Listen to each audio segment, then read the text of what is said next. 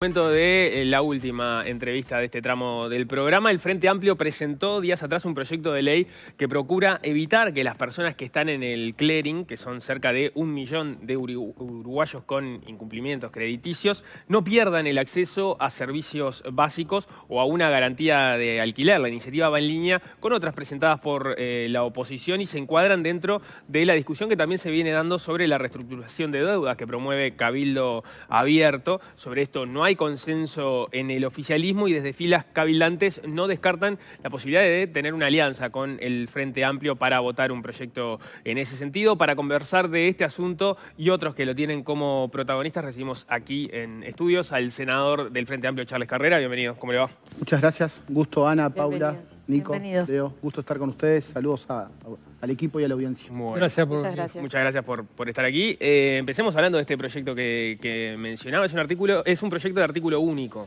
¿no? Sí, es un proyecto que va en línea, como decías, con un conjunto de medidas que está en la comisión. Allí en la comisión ya estaba un proyecto de reestructuración de deudas de Cabildo. Había un proyecto que habíamos presentado hace un tiempo, el Frente Amplio, que nosotros lo llamamos de protección de los deudores. Y esto del tema del clearing, lo que faltaba un poco es una dimensión de que hay un número muy importante de uruguayos, tú decías, es cercano al 1 millón de uruguayos, que tiene como la muerte civil. Es decir, no acceder estar en el clearing es no acceder a muchas políticas públicas del Ministerio de Vivienda. Por ejemplo, la garantía de alquileres, el subsidio de alquileres, un sistema que hay de alquiler con opción a compra. Por ejemplo, si te hacen un realojo y estás en el clearing, por ejemplo, no se te escritura al final a tu nombre. Por ejemplo, en Antel, en el caso de Antel, yo tengo un contrato que me da una serie de beneficios, el aparato, una serie de beneficios. Bueno, el que está en el clearing no puede hacer el mismo contrato que accedo yo. Entonces, lo que estamos buscando es eso, es justamente que por estar en el clearing no estés con, lo que podríamos decir, tenés un montón de perjuicios en tu vida social, familiar, no te perjudique.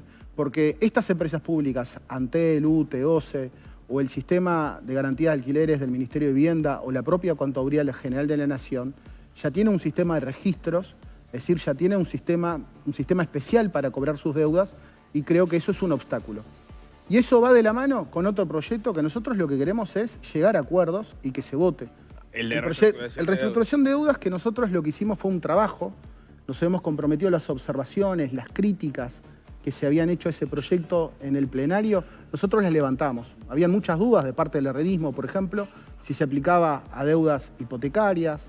Nosotros dijimos, bueno, esto se aplica a deudas de consumo.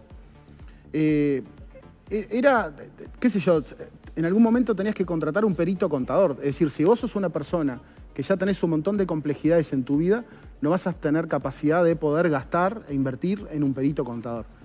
Y eso juntamos con el proyecto del Frente Amplio, que nosotros creemos que es importante, el de la protección del deudor, donde nosotros lo que tratamos de establecer es que haya una audiencia. Lo que pasa en estas situaciones, muchas veces estas empresas que te dan un crédito luego venden el paquete de deudas a estudios jurídicos. Para que los cobren. Para que los cobren. Esos estudios jurídicos aplican prácticas cuasi mafiosas. Te llaman a cualquier hora, te amenazan, te llaman a los familiares. No te dicen el valor exacto de la deuda. Es decir, tú cuando comenzás el conflicto no sabés ni esa deuda. Sacaste un préstamo por 10 y te están reclamando 50, pero no te dicen eso. Entonces nosotros lo que planteamos es que haya una audiencia previa ante defensa del consumidor, que el acreedor te tenga que decir con fehaciencia cuál es esa deuda, cuáles son los intereses que te cobraron y que te van a cobrar en ese préstamo, que los préstamos no se capitalicen, es decir, bajamos el plazo de prescripción y de caducidad, y creemos que si pudiéramos probar estos 3 proyectos, que ya todos tienen estado parlamentario, sería una buena herramienta. ¿Va a solucionar el problema al final? Nosotros creemos que no, porque esto hay que seguir pensando en políticas públicas. Hay un número muy importante de uruguayos que tienen problemas de deuda familiar, pero es el camino para tener herramientas en ese sentido. Me quedaba la duda respecto al primer proyecto que comenzamos hablando. Me quedó clarísimo el ejemplo de Antel, pero ¿qué pasa con OCE y con UTE? O sea, vos no podés sacar el servicio si estás en el clearing no. con OCE, o sea, porque ahí sí estamos hablando de un servicio esencial. Sí, nosotros hicimos un reglamento de la normativa y no lo supieron explicar bien. Entonces lo que nosotros queremos darles es el mandato a las empresas públicas, porque como decís vos, Nicolás, como decís, hay servicios que son básicos hoy para la vida, el agua, la luz, internet. Queremos dar este mandato. El ejemplo de Antel lo tengo conocimiento porque pude hablar con el director de la oposición, el director que nos representa, pero además tengo una persona que está en mi despacho, que trabaja conmigo, que tuvo esa dificultad en la vida. Claro, pero yo pensaba en el ejemplo de Antel, de repente tenés otras maneras de acceder. Por ejemplo, si no tenés no sé si se sigue utilizando en realidad con tarjetas, o sea, pagando. Sí, claro. Pero es un contrato. Pagando a posteriori. Pero en el caso de UTE, caso de OCE, la única alternativa que tenés es accediendo al servicio. Es accediendo al servicio. ¿Y tienen detectada gente en esa situación? Nosotros lo que tenemos detectado son personas que tienen un montón de problemas familiares. Es decir, personas que, está bien, en algún momento de la vida tomaron una deuda con una de estas empresas, sacaron un crédito, un préstamo, tuvieron dificultades y luego siempre pagaron su alquiler al día, y cuando tienen que renovar el alquiler tienen problemas para acceder al sistema de garantías. Eso sí hemos detectado. Entonces, digo, lo que queremos es eso, es aprovechar esta oportunidad. Hace poco salió un estudio, un trabajo del Instituto de Economía, de la Facultad de Economía. Ahí estuvo participando Gustavo Viñales, lo presentó. Yo estuve intercambiando esto con el contador Gustavo Viñales, que es una persona que le preocupa estos temas.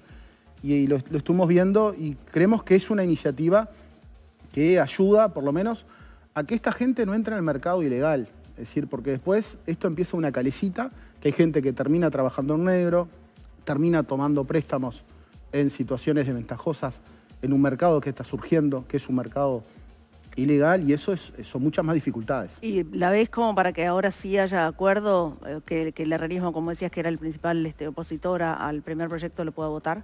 Nosotros lo que hemos conversado, el senador Domenech en las sesiones de la comisión, como que le dio plazo al Poder Ejecutivo, ha dicho, durante el mes de abril, estamos esperando un poco, bueno, que se resuelva esto. Si no se recibe una propuesta del Poder Ejecutivo, porque él dice, bueno, yo tengo que ser leal con la coalición a la que integro, si no recibo una propuesta, ahí creo que nos sentaríamos a poder conversar. Él me ha hecho una devolución del primer proyecto. Este segundo proyecto yo se lo envié, todavía dijo que en algún momento podemos conversar, pero él me ha hecho una devolución ya del primer proyecto, ese que es el mix entre los dos proyectos de Cabildo y el del Frente Amplio. En ese sentido, la opinión fue positiva. Sí, fue positiva y bueno, lo que queremos nosotros, porque el proyecto de reestructuración de deudas fue redactado por una especialista, que es una persona que sabe muchísimo, que es la doctora Dora Zafir. ¿El de ustedes o el de Cabildo? No, el de Cabildo. Y hemos intercambiado, yo he intercambiado con ella, porque es una persona que sabe muchísimo de temas de defensa del consumidor. Y bueno. Sin embargo, el Frente no le terminó dando los votos en el momento cuando llegó a votarse en el plenario. Pero ¿sabes por qué no leímos, Nicolás? Porque en principio el proyecto salió por unanimidad y no aceptaron los aportes del Frente Amplio en comisión. Nosotros, aportes que yo creo que le hacen bien. Es decir, que haya una audiencia previa de conciliación para que le informes, que la empresa que le va a dar un crédito tenga la obligación de informar los intereses que te están cobrando, yo creo que le hace bien. Nicolás Batalla se presenta con la empresa Desayunos Informales a tomar un préstamo. Bueno, no, Nicolás, la empresa. No, pero Nicolás, mira, te presentás, te vamos a dar 10 y te vamos a cobrar 25 en 12 cuotas. Entonces me parece que eso le hace bien. No se aceptaron nuestros cambios y fue por eso que nos acompañamos en aquel momento. No se ha abierto ya, más allá de este intercambio sobre este proyecto puntual, una instancia de negociación entre el Frente Amplio y Cabildo, ya que tienen un interés sobre el mismo tema, en definitiva. Sí, no. Hemos intercambiado y yo creo que a partir de abril, tengo que respetar los plazos que se pusieron públicamente en la propia comisión. A partir de allí...